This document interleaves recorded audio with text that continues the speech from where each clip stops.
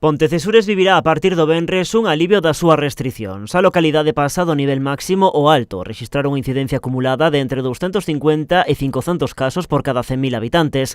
O cambio de nivel tradúcese no fin do peche perimetral na teoría, porque na práctica os cesureños só terán mobilidade cos concellos que estean nese mesmo nivel. Ningún na provincia de Pontevedra.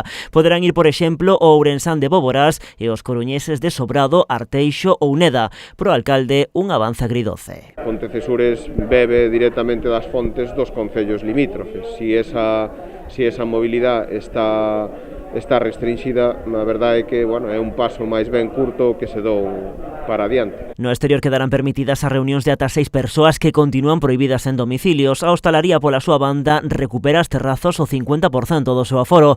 O rexedor recoñece que o impacto está a ser moi grande para comerciantes e hostaleiros. Eu entendo un pouco tamén que neste tipo de situacións convén ser, quizá pecar máis de conservador que de insensato, pero entendo que para a población, sobre todo para o tecido hosteleiro, o comercio e as empresas, é un golpe importante. Sobre as críticas de comerciantes e hostaleiros aquí en Canal Rías Baixas pola falta de apoio do Concello, o Popular recoñece que é unha situación insostible, pero lembra que o goberno local non pode facer máis. Contestei un pouco por alusións a esa nova.